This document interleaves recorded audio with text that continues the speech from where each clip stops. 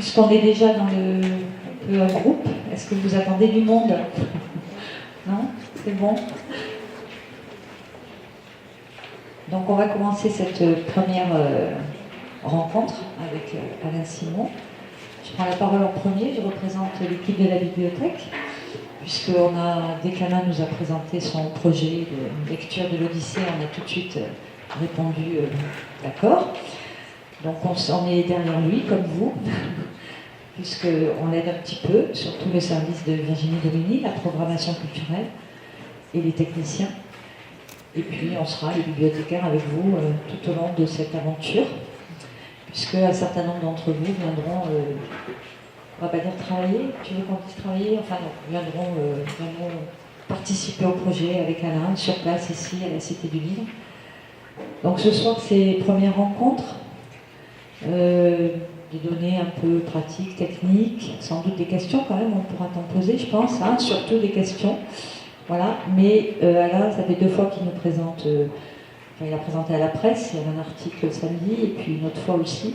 Et je pense que vous êtes déjà convaincus, mais là, ça y est, vous êtes partis. Hein, vous n'allez sûrement pas reculer. Voilà, on est parti et je lui laisse la parole.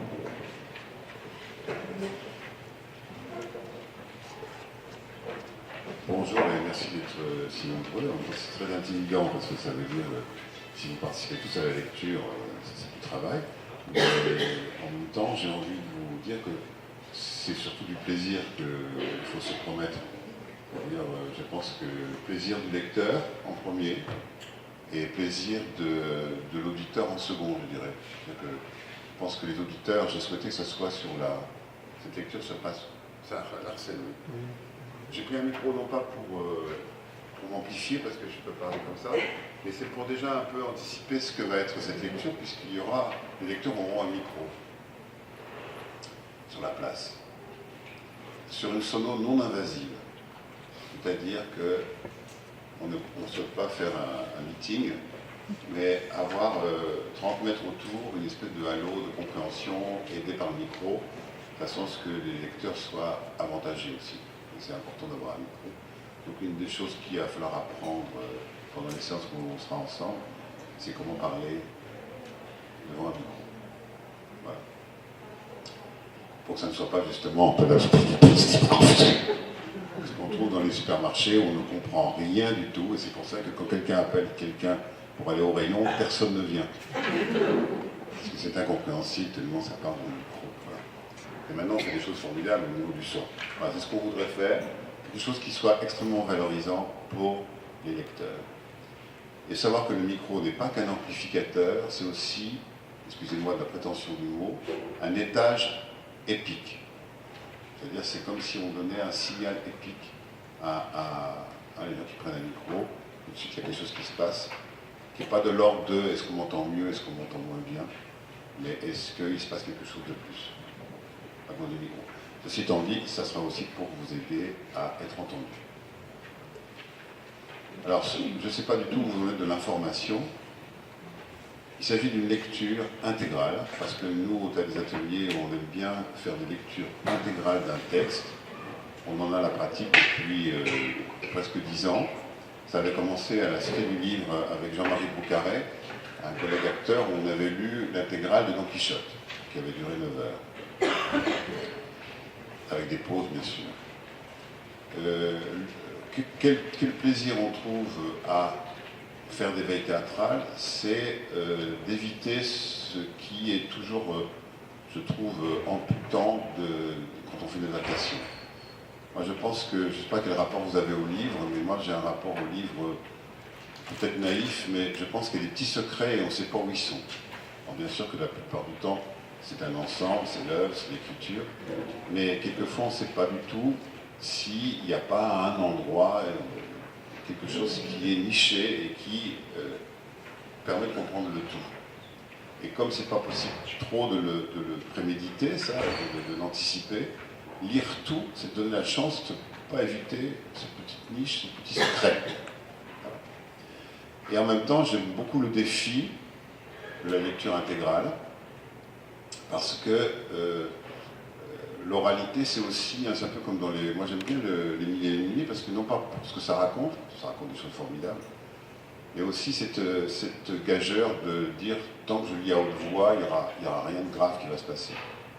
Parce que les démons et les mauvaises choses sont tenues à l'écart par la haute voix d'un texte. Donc je compte que, non pas que repousser des forces maléfiques, mais que cette lecture soit prise aussi comme une affirmation de l'oralité dans l'espace de la ville, dans un lieu qui est l'agora, puisque vous savez qu'à l'époque, ces textes-là étaient dits ou chantés dans les endroits publics, l'agora, et donc on a choisi la place de l'hôtel de ville. Non pas l'hôtel de ville, qui est déjà quelque chose de plus enclavé, qui est plus dans les miasmes politiques, mais un endroit public sur la place. Ça veut dire pour les gens qui s'engageront, c'est sûr, une forme d'insécurité, puisqu'il y a des passants qui vont venir, qui vont s'arrêter, qui vont repartir. Peut-être certains vont rigoler. Mais je pense que c'est beaucoup plus intéressant d'essayer d'avoir le passant, d'avoir une écoute flottante. Et on ne sait jamais, hein, il peut y avoir des choses qui se déclenchent sur 5 minutes d'écoute. Voilà, donc on a tenu à ça. Mais comme on ne tient pas à vous mettre en danger, nous serons, j'espère, assez nombreux pour nous tenir chaud. Et dans un processus scénique qui nous protégera. Il y a ici Jacques Brossier, qui est le monsieur qui a la barbe, qui joue aussi Ulysse, mais dans le spectacle pour enfants qu'on est en train de jouer en ce moment au Théâtre d'Atelier, qui va faire un processus scénique un peu élévateur, qui ressemblera à un bateau de très loin, parce qu'on ne concurrence pas une façade aussi baroque que la façade ça s'appelle la Halobrun, la Halobrun qui est là.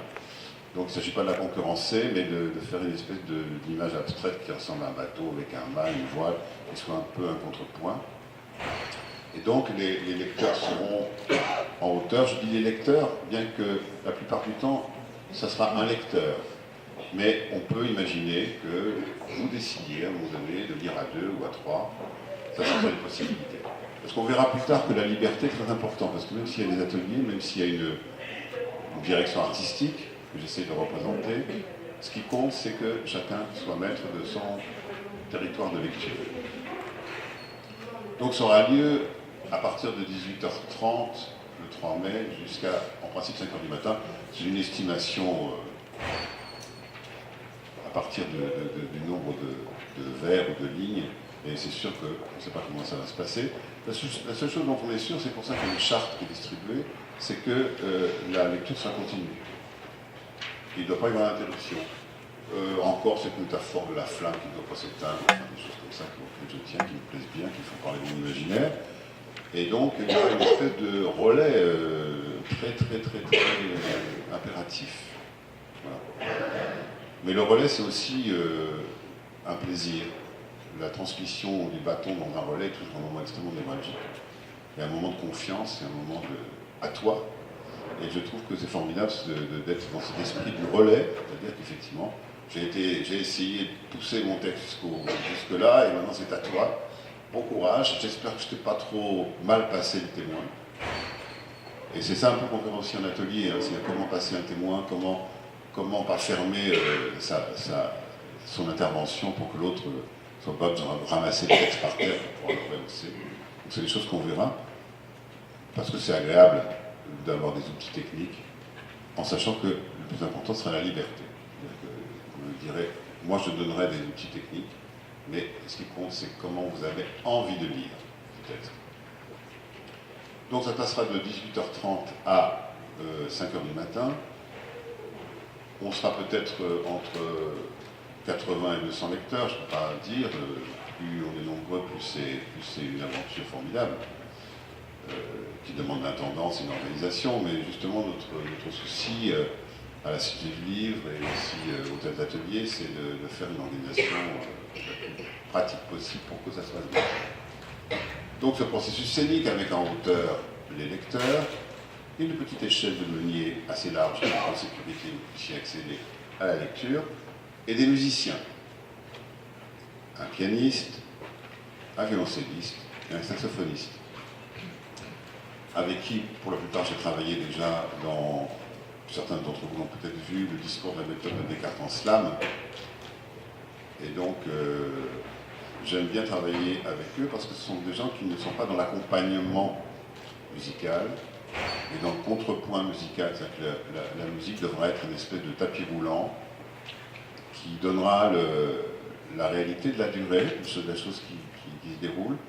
Et il faudra qu'on apprenne aussi de savoir que c'est pas parce qu'on a l'impression qu'on n'est pas entendu, parce qu'on est en concurrence avec des instruments, qu'on n'est pas écouté. Donc ça c'est important, ça je l'ai appris aussi, à condition que la musique n'essaye pas d'être discrète, elle aura sa place, il y aura une balance sonore qui fait qu'on vous garantira que vous êtes entendu. Il faut que vous soyez sur la musique comme un bateau est sur l'océan, dans son élément. La musique sera en principe ininterrompue. Il pourrait y avoir les trois, il peut y avoir les deux, il peut y avoir un, mais il y aura toujours cette espèce de musique qui sera ce temps qui passe.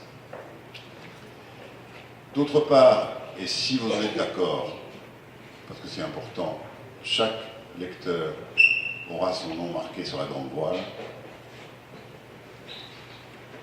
Donc on saura toujours où on en est, parce que moi j'ai l'expérience dans les choses qui sont dans la rue.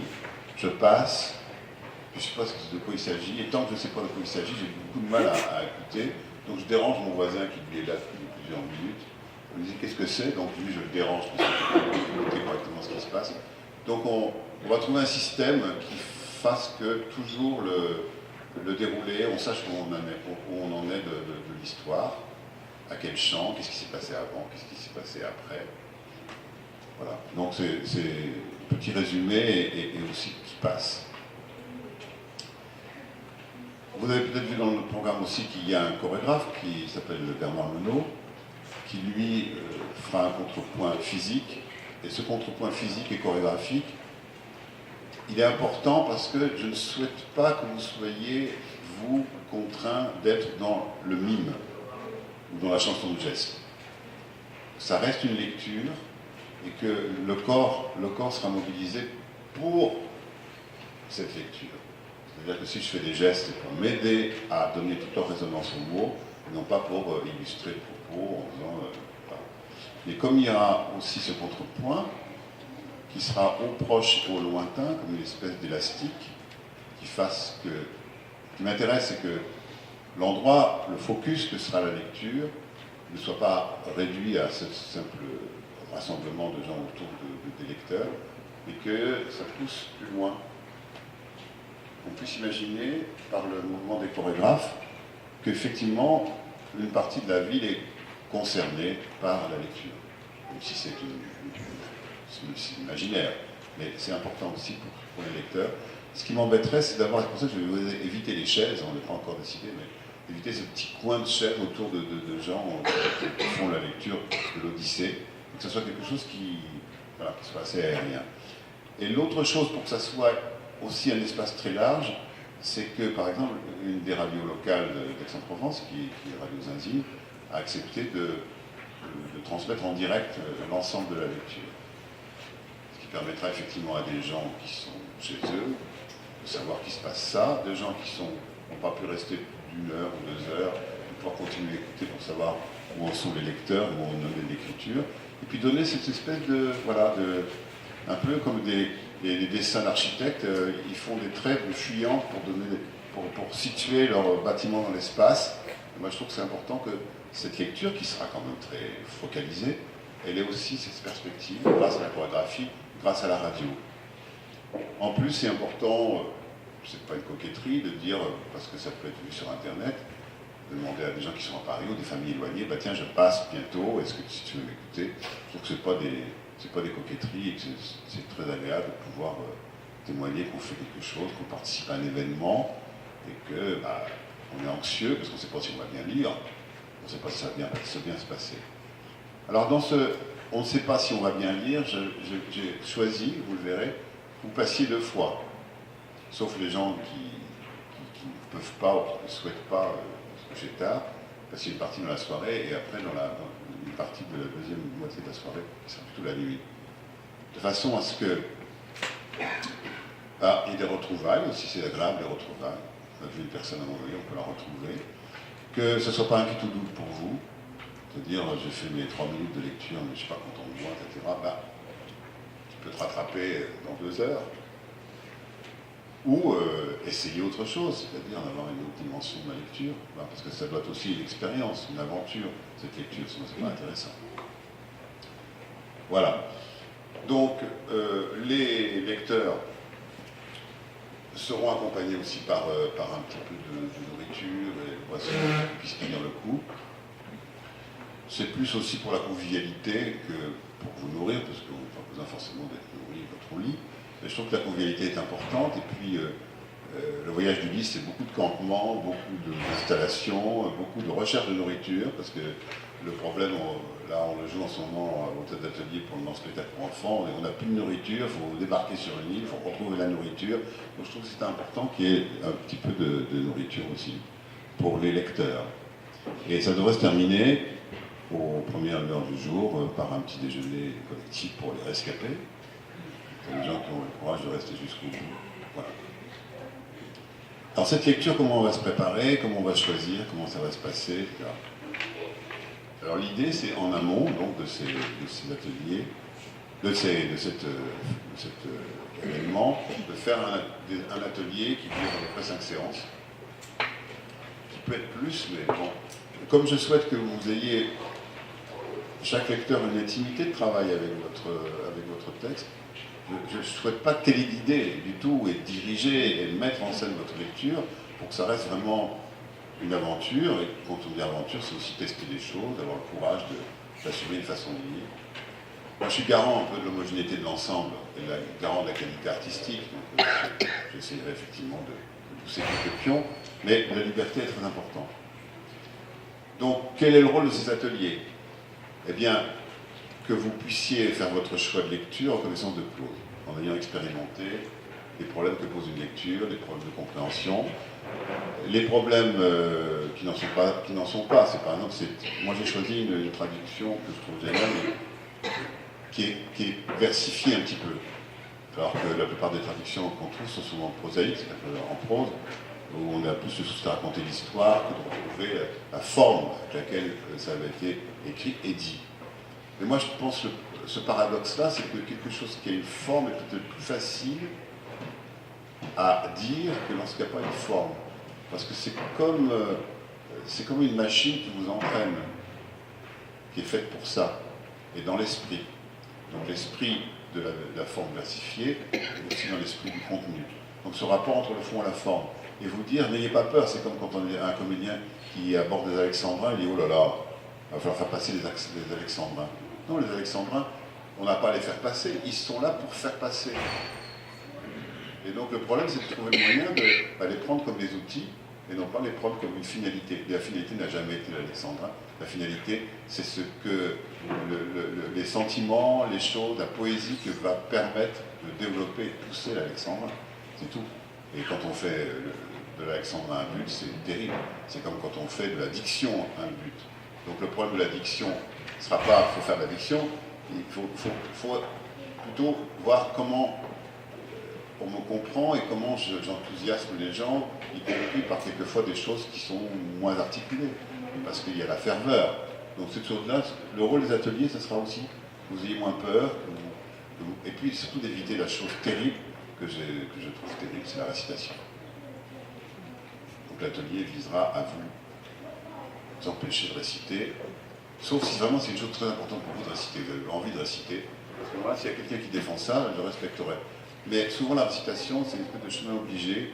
On se croit de lire des textes comme ça, et moi je trouve que c'est intéressant, c'est de trouver un rapport très personnel avec un texte. Les sensations, les images, les visions qu'on développe pour ceux qui nous écoutent, mais aussi qu'on développe pour nous. Voilà. Ce que j'appelle le trajet court. C'est-à-dire le trajet court, c'est d'une espèce de chose directe avec mon corps et avec mon imaginaire des textes. Et c'est un très beau texte. C'est un texte qui, dès qu'il est aérien, il fonctionne. C'est souvent, je ne sais pas si vous avez déjà travaillé Molière vous le lisez, bon, avec vos yeux, tout d'un coup vous le dites à haute voix. Et vous voyez que ça a été fait pour être dit, vous voyez que ça a été fait pour être joué. Et il y a là aussi un petit secret d'homme de théâtre. Et je pense que là, il y a aussi une usure une expérience de gens qui sont habitués à lire à haute voix et face au public, et donc c'est contenu, et qu'il faut faire confiance au texte.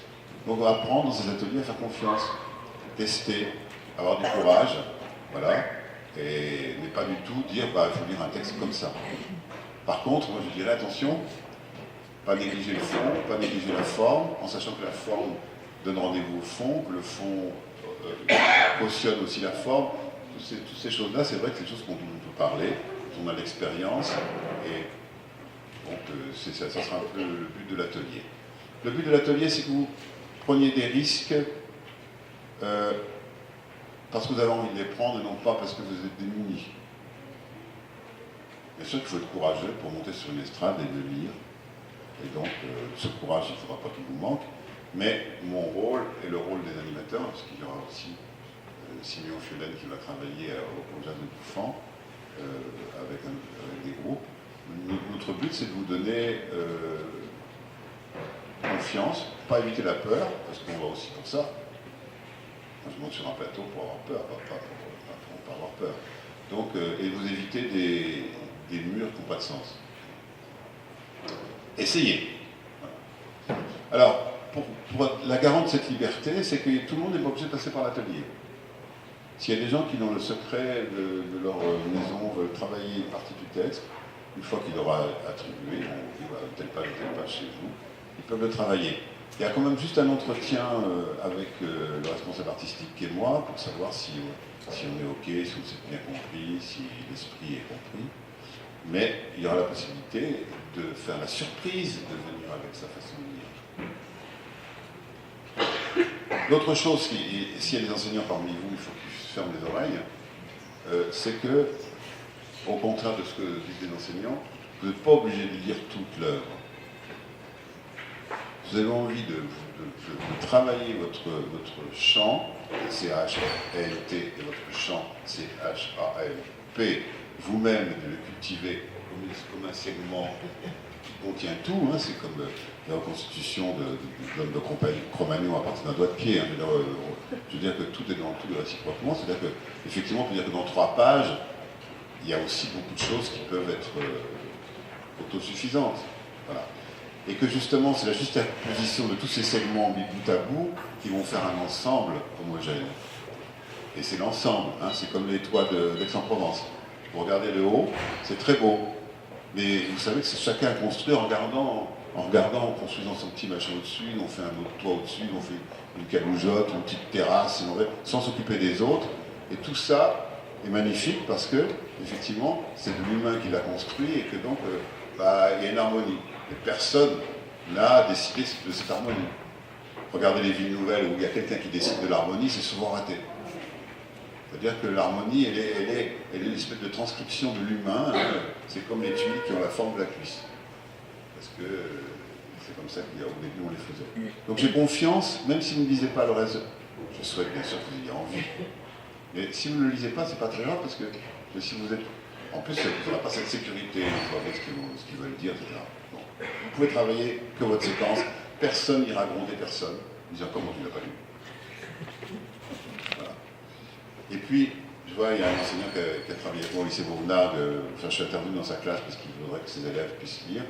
Il y a aussi des gens très compétents et amoureux d'Ulysse et de la langue d'Homère qui pourront aussi expliquer, parce que c'est cette chose dont on avait parlé, qu'éventuellement, il y a des gens qui puissent à un moment donné être des gens qui font un petit commentaire, des petits experts dans le côté sympathique de l'expert qui dit ah oui c'est comme ça, c'est comme ça, c'est comme ça. Mais pour répondre à une curiosité, plutôt que de dire bah, attention, il faut bien avoir compris ça. Enfin, c'est ça. Donc dans ces ateliers, on va pratiquer, et 5 séances seulement, c'est encore beaucoup, pour quand même maintenir une petite pression. Moi, je suis très malheureux quand c'est le sens de la famille nombreuse, c'est que si ton paradis, c'est qu'il y a une personne qui s'en va, moi je suis malheureux. Donc j'aime bien partir avec un groupe et aller jusqu'au bout de ce groupe. Alors sur 5 séances, je pense que c'est plus facile que sur une année, par exemple. Donc on n'a pas fait sur une année, et puis ça va dans le sens de toute façon, c'est votre travail personnel qui va compter. Alors c'est une lecture, mais si quelqu'un dit, moi ça me regarde, mais je vais l'apprendre par cœur, pour être à l'aise, libre à vous. Au contraire, ça peut être formidable de cultiver, labourer ce petit champ dont on serait responsable. Alors, on parle de champ, quelle est sa superficie? Ben, moi, j'ai calculé en fonction de deux choses. Un, qu'on ait le temps de profiter de votre personnalité, qu'on ait le temps de profiter de votre voix, qu'on ait le temps d'accéder à votre univers irremplaçable, parce que je trouve que ça qui est intéressant, c'est que chaque être a une histoire et fait passer quelque chose. Pourvu qu'il ne récite pas, fait passer quelque chose qui est à lui, et que donc il faut qu'on ait le temps de réaliser ça. Et le deuxième argument, c'est pas vous mettre non plus dans un truc trop long qui vous mette en difficulté. Donc je pensais que le minimum serait 3 minutes, ça correspond à son nombre de pages, qui permettrait de lire aussi à tout le monde du texte. Donc ça serait plutôt ça, pas en dessous de 3 minutes. 3 minutes, c'est long. C'est une grande chanson. Donc voilà un peu ce qui a présidé au choix, c'est-à-dire le fait de vous pouvoir apprécier ce maillon que sera votre intervention et de ne pas vous mettre non plus en situation de difficulté. Maintenant, si parmi vous, il y en a qui disent « moi je ferais bien 4, 5, 6 pages parce que j'ai envie de prendre mon élan », ou si parmi vous, il y a un groupe, ils ont l'habitude de travailler ensemble, ils sont 2 ou 3, ils ont envie de dire « mais nous, on a envie de travailler à 2 ou 3, on va peut-être travailler en chœur, en se relayant, etc. » Libre à vous, mais à ce moment-là, on peut vous donner un peu plus de texte. Voilà, un peu l'esprit. Les pompiers, les comédiens pompiers, qui seront des professionnels, c'est ceux qui sont chargés de veiller s'il y a une absence, ou quelqu'un qui n'arrive pas à être le relais, de relayer quoi qu'il arrive. Bon, il faut qu'ils aient une petite gratification, donc ils auront aussi une partie du texte, quand même un petit peu à un moment donné à eux, qu'ils ne soient pas simplement des secouristes. En plus, si tout le monde travaille sérieusement, ils ne travailleront pas. Donc, parce que, a priori, ça devrait marcher, le système de relais. Surtout qu'à la radio, si quelqu'un est en train de rejoindre le truc, il peut suivre son transistor où on en est. Donc, si tu as encore 2 pages, c'est bon, j'ai le temps d'y arriver. Voilà, pour nous, c'est vraiment l'envie de partager du plaisir, le plaisir de lire. Mais pour moi, le plaisir est toujours, voilà, on n'évitera pas la peur et la difficulté. Et dans la conférence de presse, j'ai pris un exemple dont j'ai un peu honte, mais après tout, j'avais envie de prendre celui-là. C'est la relève de la garde à Buckingham Palace. Alors, où il y a 1000 touristes qui sont là pour regarder et prendre des photos parce qu'il y a un beau soleil, où il n'y a personne. Et les gars, ils continuent à faire leur relève avec cœur. Et il y a que ce que je disais, il y a quelques personnes pervers dans les cafés à l'abri qui essaient de voir de loin s'ils font bien ce qu'ils font quand il y a du monde. Tout ça pour dire que même s'il y a des moments de la nuit, il y a 2-3 personnes qui passent, voilà, c'est pas très grave, on est des veilleurs, c'est-à-dire on fait un quart, on est en train d'entretenir cette flamme de l'oralité, hein, et donc je trouve que ça doit pas on ne doit pas le vivre comme un échec, ni vivre comme un succès, parce que d'un coup il y a un attroupement. Voilà. On est dans une espèce de performance douce, et cette performance, elle se nourrit d'elle-même, pour moi. Voilà.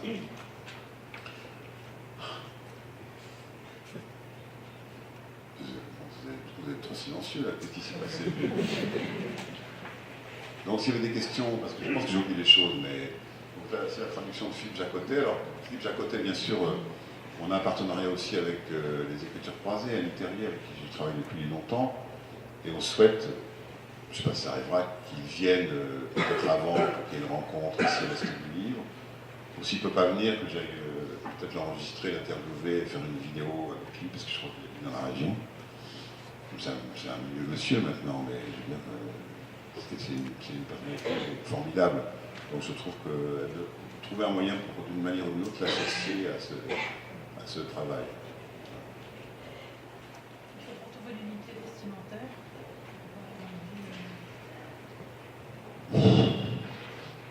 Je m'en moque un peu de l'unité vestimentaire. Déjà, je vais essayer d'éviter le pittoresque du bateau, donc pardonnez. Voilà, parce qu'il n'y aura pas de repas grec. Ni de de grec, même si c'est beau, mais je voulais éviter le pittoresque pour y accéder par l'imaginaire. L'idée là qui nous vient, comment ça se fait, parce que j'ai lu l'Odyssée cet hiver, et Oui, je disais, j'ai donc lu l'Odyssée cet hiver et c'est au moment de ma lecture que je me suis, que j'ai découvert le message de la proposition de ce projet artistique, donc j'étais enchantée. Et c'est une fois que j'ai fini la lecture d'Odyssée que je me suis rendu compte que j'aurais dû commencer par l'Iliade. Enfin, j'aurais dû, il n'y a pas d'obligation, mais Les professeurs vont être contents. j'ai étudié le latin et le grec, et puis bon, je me suis dit, c'est pas possible d'être aussi étourdi que ça. Enfin, en même temps, il n'y a pas forcément un commencement nécessaire, mais la question, je vous la renvoie un peu. C'est quoi la question? Pourquoi le choix de l'Odyssée et pas de l'Iliade?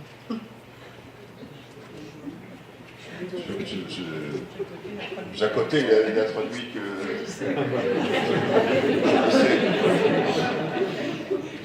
Puis ce qui m'intéressait bien, c'est l'idée de voyage. J'aime bien ce qui n'en finit pas d'arriver. pareil comme moi. Ça me plaît, ça, Mais il arrive. ce voyage. Oui, il Ah, arrive. bah oui, mais bon, après, une fois Mais qu'on il n'en arrive finit à pas la fin, d'arriver. on dit, mais le début, quoi. Donc voilà, donc je trouve ça intéressant. L'année prochaine. Non, mais là, je me Et puis au repos, j'aime- il faut le lire. Bon, je réfléchis aussi dans ma vie sur l'empêchement. Sur l'empêchement, il n'arrive pas à aller sur cette. Il ne rêve que de ça, mais il est tout le temps dans l'empêchement. Et je trouve que l'empêchement, c'est une forme de tension. Hein. Il y a un exercice que vous connaissez qui est assez incroyable, c'est vous avez des gens qui sont 6 ou 7, quelqu'un qui sont au milieu, on appuie sur sa tête à fond pendant 2 minutes, 3 minutes, et puis on lâche, et à un moment donné, on le soulève, et il est léger comme une plume. Parce qu'il a tellement été empêché qu'il a sécrété en lui une énergie qui fait qu'il est léger comme une plume quand on le lève. Il a fabriqué une tension verticale incroyable. Bon, j'aime bien l'empêchement aussi comme source d'énergie. Et puis on est aussi dans cette histoire de la fidélité et de l'infidélité, parce qu'il y a plein de tentations. Il croise des gens formidables, et il a envie de rester, et puis non, il faut qu'il rentre à Itaque. Alors, ce que je n'ai pas dit, parce que je vais passer aux questions, mais il se passe quelque chose au pavillon Vendôme. Il y a une exposition, aussi dans le cadre de 2013, sur le lien, enfin, la femme qui tisse en attendant Ulysse. Donc, je trouve intéressant de démarrer là-bas. Alors, on démarrera là-bas en cortège. Alors, soit les parmi nous qui feront des films, enfin, je ne sais pas du tout comment on a envie de s'amuser, comment on a envie de faire. Ça m'a intéressé parce que, du coup, c'est comme si dans l'imaginaire, on crée un Itaque, un lointain. Donc, le pavillon Vendôme sur Itaque, où il y a des expositions, où des gens travaillent sur le lien. Et puis, une procession qui ne durerait pas longtemps, on commencerait le texte qui arriverait, qui fait qu'on commencerait à ce moment-là à l'hôtel de ville en arrivant. Je ne sais pas si. Moi, j'ai un peu observé des fêtes comme ça, des processions, et beaucoup de choses religieuses comme ça. J'ai vu qu'ils s'arrangeaient toujours pour faire un trajet. Puis on arrive à un endroit, ça se passait. Et que du coup, je me dis, c'est pas mal, parce que si on est au même endroit à attendre, est-ce que l'attente fait partie du temps qui passe ou pas? Alors on attend. Bon, on y va. Allez, on y va, on est en micro.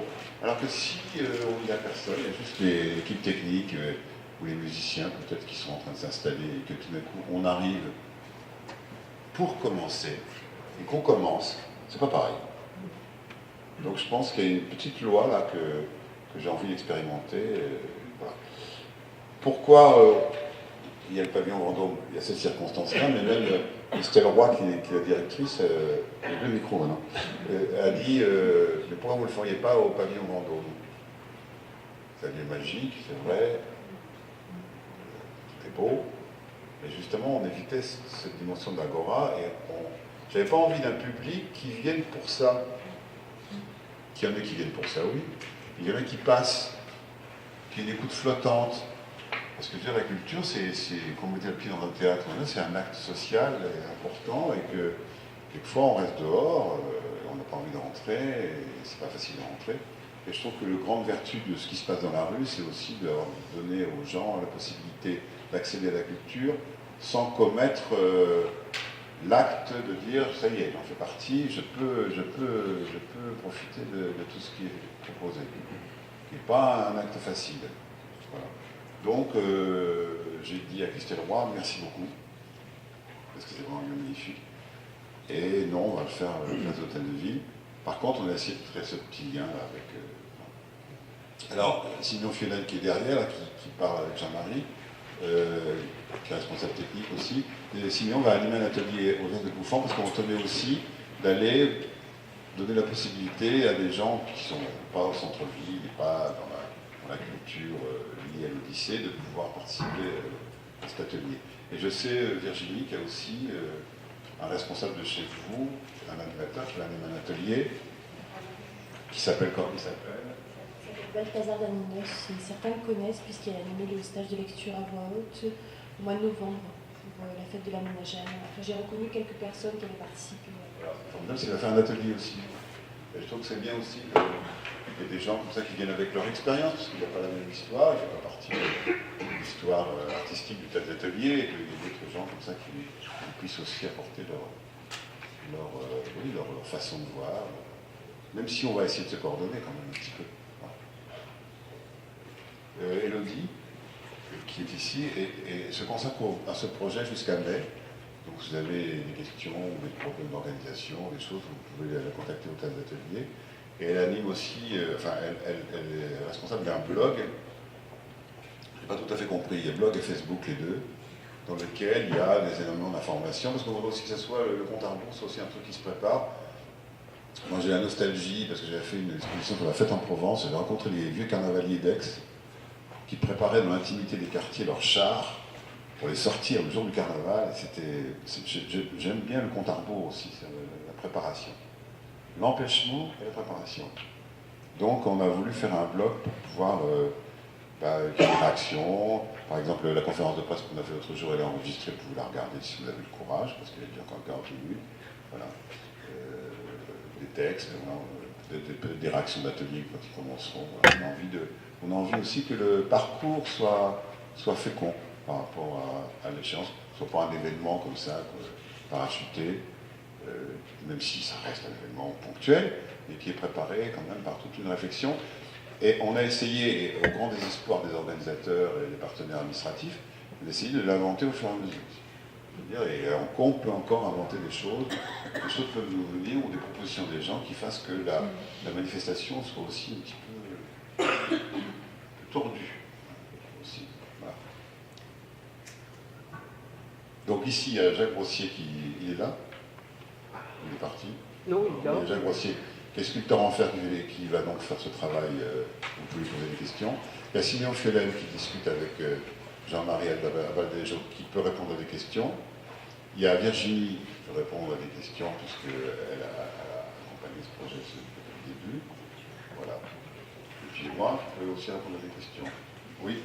Je voulais juste vous préciser pour le blog, lorsque vous inscrirez aux ateliers, soit au théâtre des ateliers, soit à la Cité du Livre, soit au Jazz de Bouffant, les feuilles d'inscription sur la table là-bas, vous indiquerez votre adresse mail, et dans ce cas-là, je vous enverrai le lien vers le blog et la page Facebook.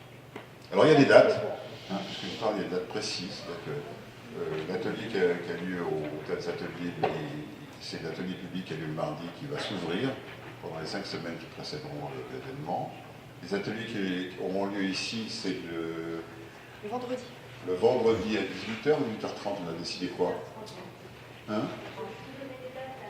Voilà. Donc il y a des dates. C'est les 5 ou 20 ou vendredi qui précèdent le 3 mai. Il y a les vacances scolaires. Quand Les vacances de Pâques, en fait, c'est ennuyeux parce que c'est juste avant, ça se termine au 1er mai. Je sais, mais on a décidé qu'on n'en fait plus compte, on ne fait plus rien sinon. Si on tient compte de tout ça, il reste très peu de fenêtres de tir pour faire même jouer des spectacles. Est-ce qu'il y aura quand même un atelier juste avant Et les dates, et voilà.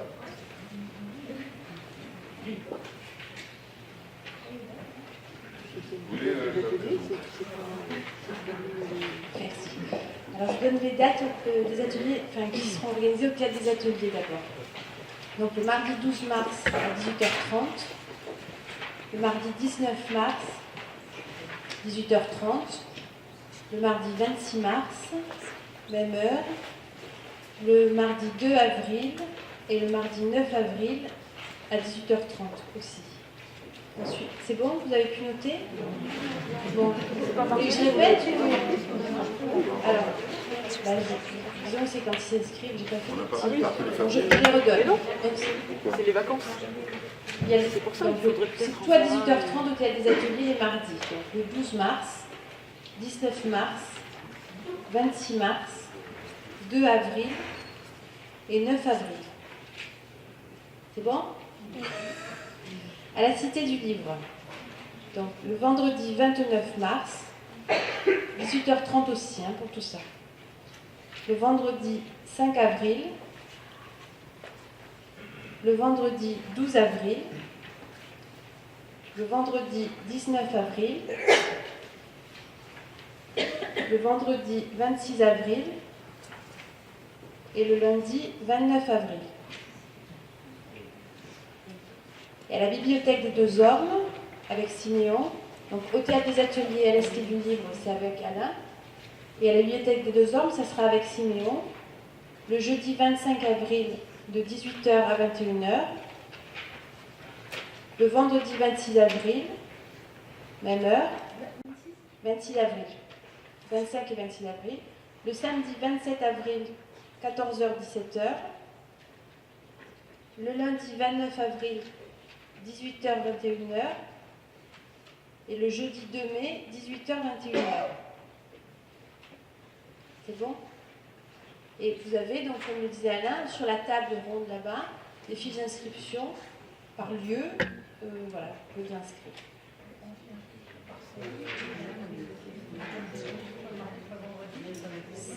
C'est mieux quand même de choisir un lieu et de suivre les 5 Sinon, on ne peut pas gérer. Donc. Et puis, ceux qui ont décidé d'être indépendants, eh bien, il faudra qu'ils aient un rendez-vous avec moi. Voilà.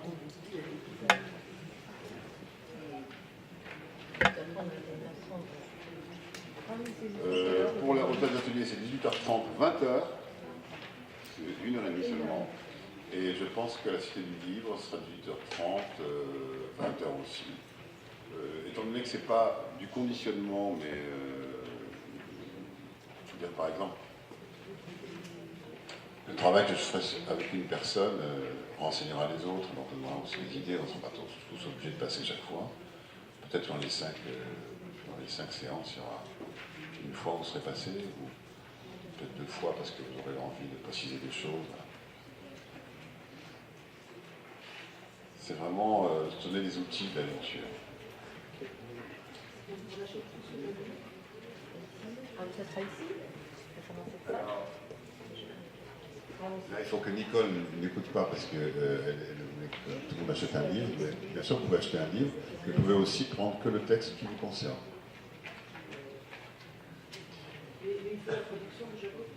Ah, c'est obligatoire. Ça, c'est exclu sur autre chose, oui, tout à fait. Quand est-ce que se fait le choix définitif de qui lit quel passage? Très vite. C'est pas une réponse, mais c'est ça, très vite.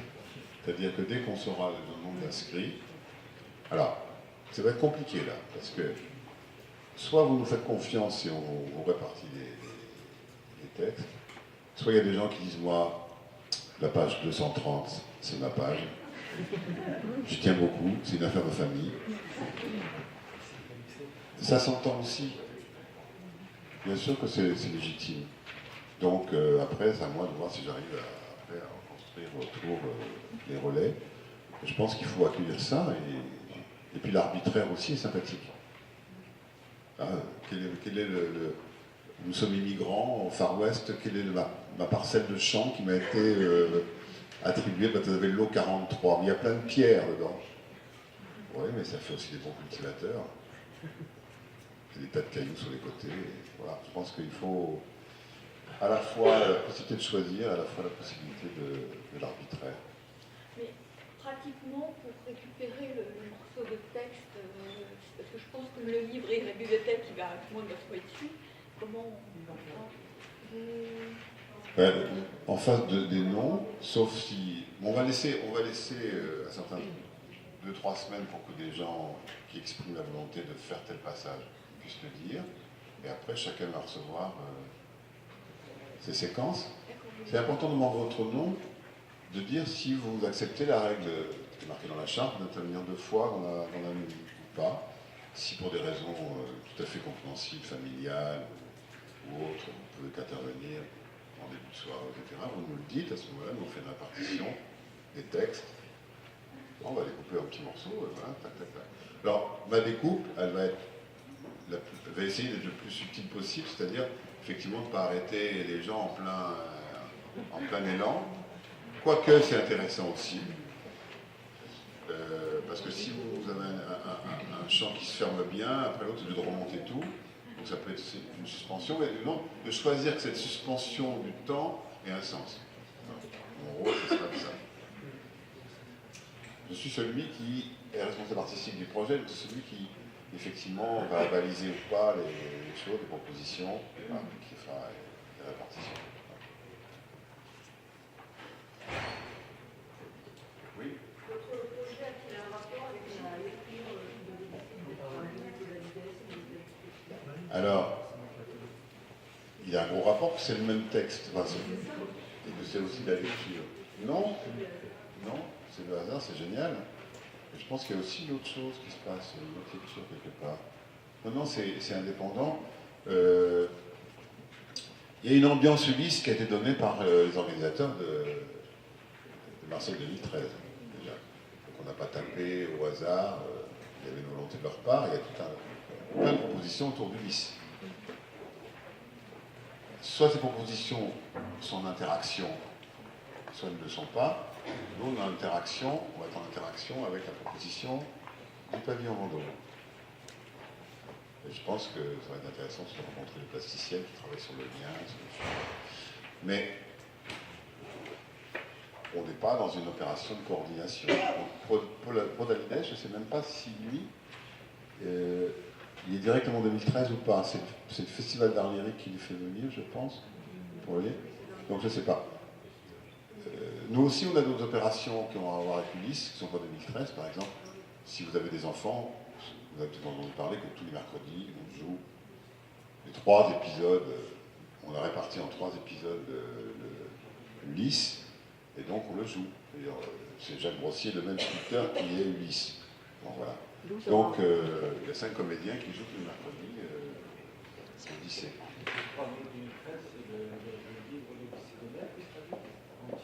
Pardon ? C'est l'entier. On lit les 12 000 vers.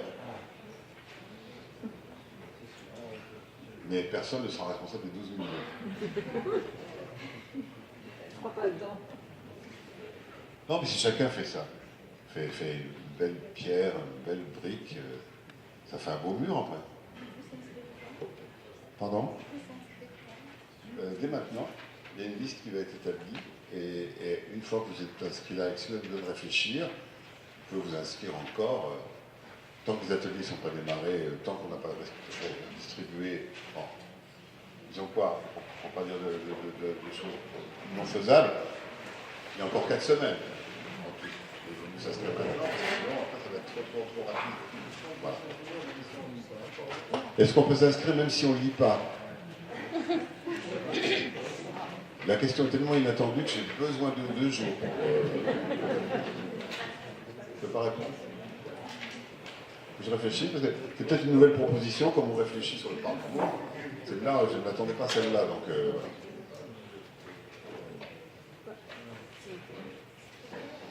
Est-ce qu'il y a d'autres questions ? Vous semblez clair ? Comme je suis en avantage, je ne sais pas si vous en avez parlé, mais les gens seront un peu installés, ils voudront passer un moment pour écouter. Je veux dire, parce que la place de la mairie, c'est un peu minéral comme le sol. Oui. Vous voyez ?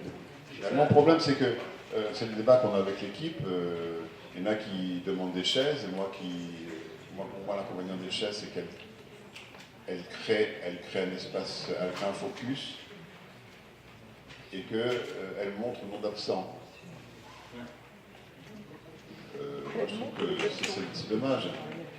Oui, mais bon. Moi, je suis pas capable de rester 20 minutes debout. Sans... Il y a des gens qui avaient leurs clients dans les feux d'artifice. Ah, bah on leur dit d'appeler leurs clients. Il y en a qui amènent des petits trucs. Au moins, ils prennent la responsabilité de venir avec des petits trucs. Bah oui. Moi, je pensais même qu'un tapis, mais après c'est un problème d'hygiène. Donc, je dis, il ne faut pas forcément mettre des tapis. Donc, chacun son truc. Maintenant, je pense qu'il y aura quelques chaises quand même. Mais pas de faire une délimitation chaise, carré de chaise. Là. Vous savez, tout vu dans les manifestations ou dans les grands parcs, les squares, petit carré de chaise. Là, donc, ça circonscrit trop, je trouve, l'événement. Alors que s'il n'y a pas de chaise, bah, l'événement il est partout. Et ça fait partie des choses qu'on va réfléchir. Des bancs comme dans les bateaux. Comment? Des bancs comme dans le bateau. Pour ces problèmes de sécurité, il faut que les bancs ils sont liés entre eux, parce que toute une équipe là, qui paye au grain, à la au grain. Donc, voilà. Pas évident. Oui. Est-ce que si on s'inscrit à un atelier, on doit forcément venir aux 5 séances?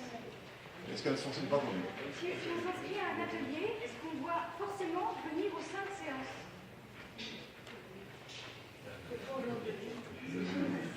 J'ai dit l'autre jour, un seul être nous manque et tout est dépeuplé. À un moment donné, je ne sais pas quelle conception vous avez des groupes, mais pour moi, le groupe devient lui-même un animateur. C'est lui qui nourrit aussi les autres par la diversité des gens qui sont là. Après, c'est mon boulot, effectivement, de mettre en valeur cette diversité, mais elle est là, cette diversité. Et donc, si vous venez et qu'on s'est habitué à votre voix, à votre intervention, à votre présence, vous n'êtes pas là, c'est un peu une séance où il manque quelque chose. Donc c'est vrai que je souhaiterais, moi, que les gens s'inscrivent. Et si c'est trop 5, on en fait 4, mais que tout le monde soit là tout le temps. C'est un engagement. Et je sais bien. Je sais bien. Alors, jamais on a été contre des impossibilités, mais l'esprit, c'est d'être là. Ouais, d'être là. Une autre question? Je vois quelque chose de sympathique qui se prépare là-bas. Est-ce qu'il y a d'autres questions? De toute façon, je vous dis à Elodie, je peux vous répondre par mail aux ateliers. Il y a le blog sur lequel il y a un contact possible. Donc n'hésitez pas. Et n'hésitez pas, vous aussi, à écrire déjà des réflexions que vous avez sur l'Odyssée. Qui pourront aussi nourrir le blog. Les gens qui participeront à cet atelier pourront aussi des gens qui nourrissent, y compris des croisements avec des lectures. On a la chance de travailler avec des bibliothécaires et c'est bien aussi de croiser des livres aussi. Et des extraits. Voilà. Alors c'est beaucoup ambitieux, mais peut-être qu'il n'y aura pas 36 extraits, mais c'est ouvert. Voilà. Quelqu'un veut ajouter quelque chose? Tu veux dire quelque chose? Merci beaucoup. Et bien donc, concrètement, il y a des listes. Voilà, et on passe là.